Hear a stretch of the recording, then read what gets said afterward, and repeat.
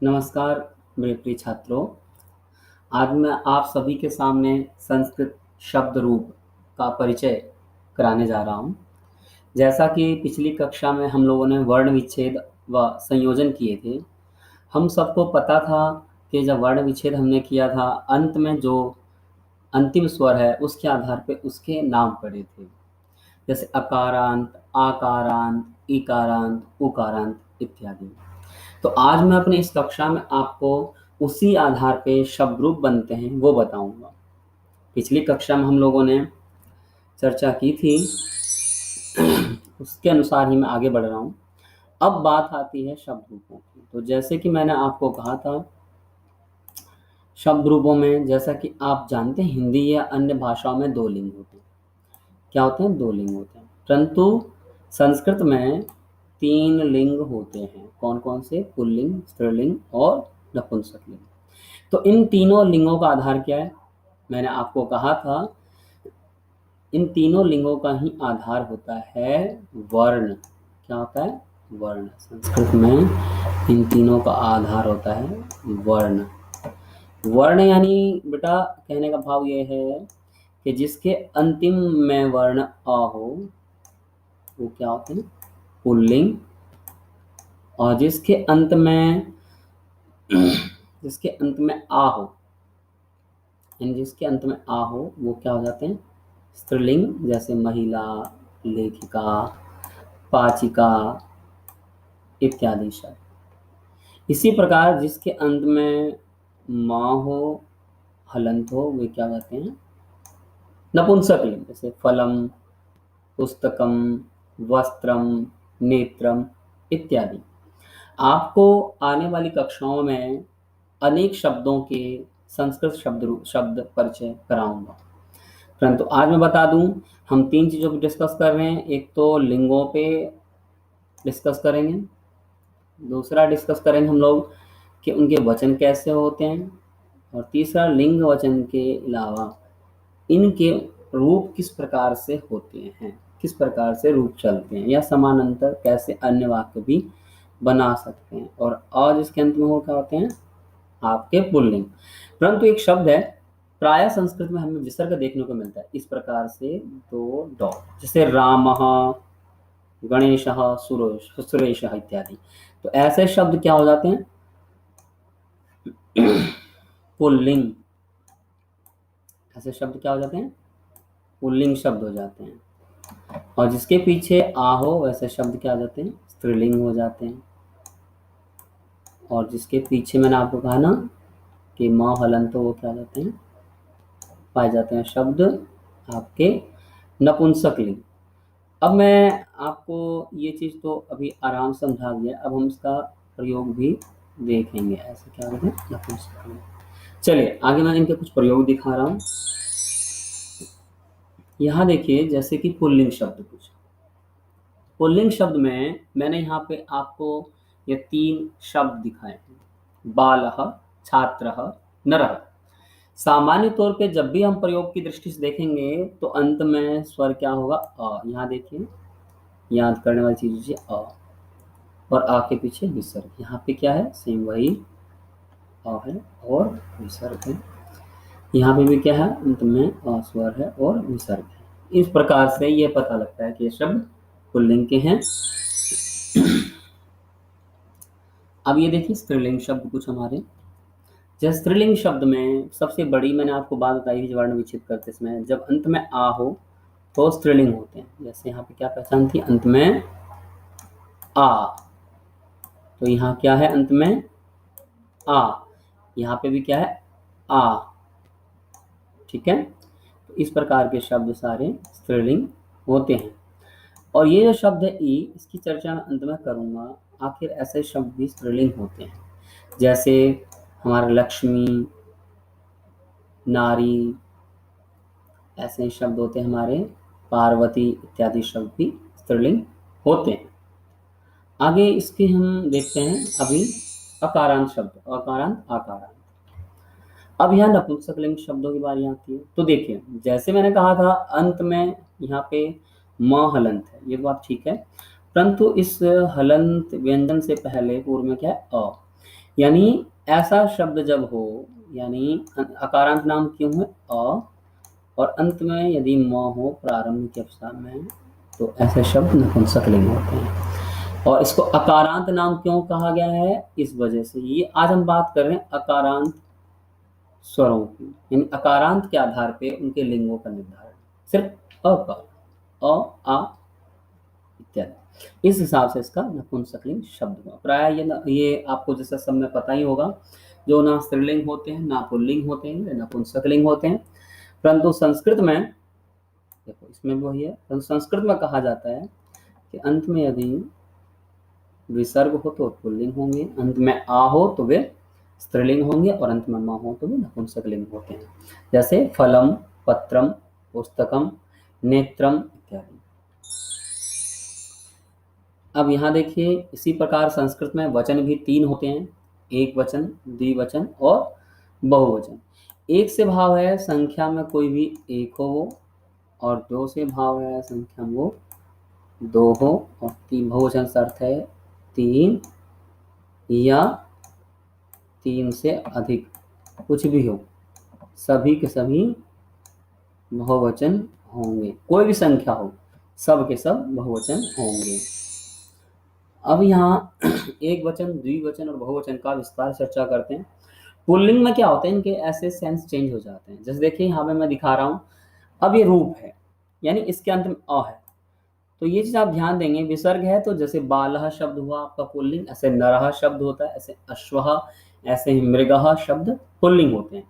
तो उन सभी के द्विवचन में ऐसे ही बनेंगे। तो जैसे यहाँ बालौ, द्वि में क्या वचन है, औ, तो वहां होगा अश्वह अश्वौ, मृगः मृगौ, बालह बालौ। इस प्रकार से रूप चलते हैं। इसका मतलब क्या, एक बालक, इसका अर्थ हुआ 2 बालक, और बालह इसमें नहीं, एक अ की मात्रा और विसर्ग, ये मिलके क्या हो गए यहाँ पे, अनेक बालक।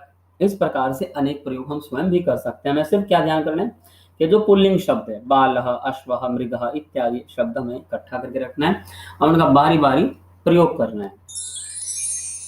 अब यहाँ ये देखिए, मैं एक वचन, द्विवचन, बहुवचन में आपको स्त्रीलिंग शब्द दिखा रहा हूँ। यहाँ देखिए शिक्षिका, यहाँ इसके मतलब है कि एक शिक्षिका। हमने यहाँ पे क्या किया, कुछ नहीं किया, जो मूल शब्द वही लिखा हुआ है, शिक्षिका।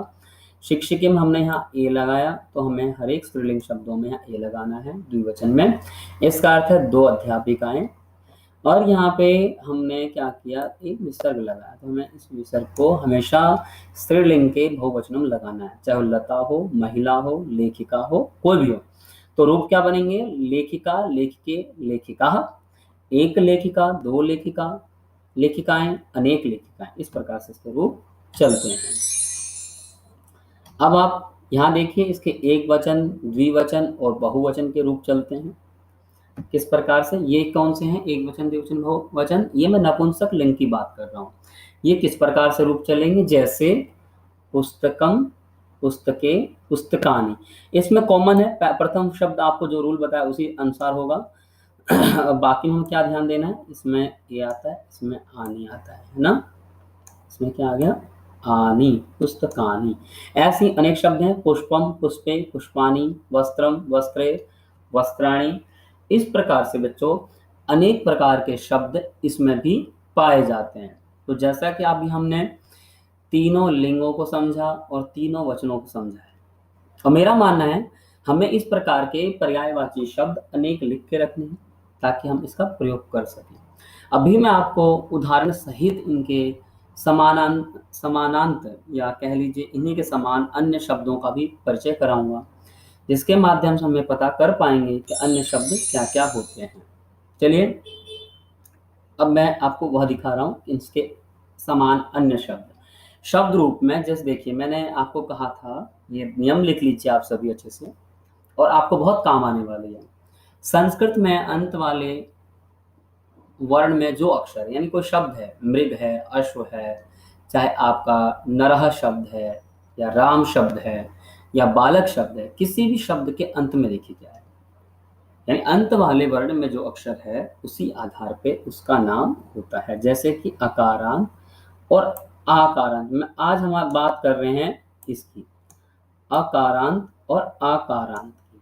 तो मेरा मानना है अकारांत अकारांत से भाव है। जैसे हमने नपुंसकलिंग को अकारांत क्यों कहा, उसका मैंने रीजन बताया, अंत में स्वर अ है। और राम इत्यादि शब्द में क्या है, अंत में स्वर अ है, परंतु वहां वम्मा होते हैं। और आकारांत में अंत में आ होना चाहिए। तो अ और आ इसके मूल उद्देश्य हैं कि जहां आ हो वे पुल्लिंग, जहां आ हो वे स्त्रीलिंग। और बहुत हद तक पुल्लिंग और नपुंसकलिंग समान ही रहते हैं, दो ही विभक्तियों में अंतर आता है। इसके बाद कह रहे हैं अर्थात आ हो इसी से स्त्रीलिंग बनता है, अतः लिंगों का आधार, यहाँ नोट करने वाली चीज है, लिंगों का आधार वर्ण होता है। तो आपने नोट कर लिया होगा। आगे मैं इसका अभ्यास करा रहा हूँ आपको। अभी हम इसके एक दूसरी परिभाषा और देखेंगे। हमने पिछली कक्षा क्लास में मैं जिसे कहना चाह रहा था, वर्ण विच्छेद किया था। वर्ण विच्छेद में जब राम शब्द का वर्ण विच्छेद करेंगे तो इस प्रकार से बनता है। तो यहाँ हमने देखा कि इसमें नवीन स्वर क्या है, अंत में अ, और लता में क्या है, आ। तो ये आप लिख सकते हैं, इस प्रकार से बनता है। ठीक है, तो आज आपको मैंने बता दिया स्त्रीलिंग शब्द क्या होते हैं जिनके पीछे आ होते हैं, और पुल्लिंग शब्द कैसे होते हैं जिनके पीछे अ होता है, और नपुंसक लिंग में क्या होता है, म हलन। ठीक है, आगे देखिए। आगे आपको मैं इनके अन्य उदाहरण दिखा रहा हूँ। जैसे मान लीजिए मैंने आपको वचन तो बता ही दिया था, अब हम इस प्रकार से अभ्यास भी करेंगे। इनका क्या करें, अभ्यास। अब नरह शब्द है तो कैसे इसके वचन बदलेंगे, मान लो एक नर है, दो नर है, तीन नर है, तो कैसे लिखेंगे। जैसे हमने प्रथम में लिया नरह, फिर ले लिया हमने, फिर हमने ले लिया नरऊ। आप लोग इसको उत्तर पुस्तिका में जरूर लिखेंगे इस प्रकार से अभ्यास। फिर अगंत में क्या आ जाएगा, सेम कोशिश है, नराहा। यानी हमने तीनों वचन के रूल देखे थे वो यहाँ अप्लाई करेंगे। यहाँ पे विसर्ग आया सिंपल, और विसर्ग, यहाँ औ, यहाँ आ। इसी प्रकार बालक शब्द होगा तो बालकः, बालकौ, बालकः। अश्वगत, अश्वः, अश्वौ, अश्वः। गज होगा तो गजः, गजौ, गजः। आप इसी प्रकार से अन्य शब्दों के भी अभ्यास करेंगे। अब यहाँ पे देखिए आकारांत स्त्रीलिंग की बात कर रहा हूँ मैं। जैसे अब यहाँ पे आ गया, हमने वहां पे शिक्षिका, शिक्षिके, शिक्षिका किया था, तो उसी प्रकार यहाँ पे हम लोग कर रहे हैं। एक वचन में क्या होगा, लता, शिक्षिका की तरह। फिर हो जाएगा मैं इसमें थोड़ा सा बता देना चाहता हूँ, हम लोगों को ये मिटा देता हूँ थोड़ा सा ना। चलिए, तो हमने करना है यहाँ पे लता, ठीक से। फिर द्विवचन में क्या हो जाएगा, लते। फिर बहुवचन में क्या होगा, लता। हमने ये यदि सीख लिया ना तो समझ लीजिए 50% हमें संस्कृत बोलनी आ गई है। अब क्या है, उसमें बस ती लगता है सभी में, प्रथमा में। चलिए आगे बताता हूँ आपको। अब अकारांत नपुंसकलिंग शब्दों के वर्णन कर रहा हूँ। हमने क्या किया था, पत्रम, पत्रे, पत्राणि। इसी प्रकार यहाँ देखिए हमने फलम शब्द लिया, तो यहाँ क्या हो जाता है, फलम। ऐसे में इसके रूप लिखेंगे वचन द्विवचन में, फले,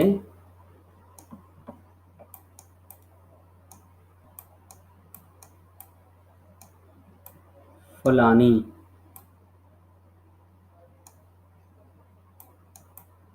फलम, फले, फलानी। इसी प्रकार सारे रूप चलेंगे तो पुस्तकम, पुस्तके, पुस्तकानि। पत्रम, पत्रे, पत्राणि। पुष्पम, पुष्पे, पुष्पाणि इत्यादि रूप नपुंसकलिंग में चलते हैं। यानी एक पुष्प, दो पुष्प, अनेक पुष्प, एक फल, दो फल, अनेक फल। अब मैं आपको इसका नियम कुछ बता रहा हूँ जो हमें बहुत ध्यान से देखना पड़ेगा। बेटा शब्द रूप में क्या होता है, आपको ये नियम यहाँ से आप नोट कर लो। अंत में यदि किसी भी शब्द में यदि र, री और श वाले शब्द में इस नियम के अनुसार न को ण हो जाता है। यदि किसी शब्द में न और न का विचार किया जाए, आगे मैं कुछ उदाहरण दिखाऊंगा, फर्क पड़ता है। मान लो कोई शब्द है राम,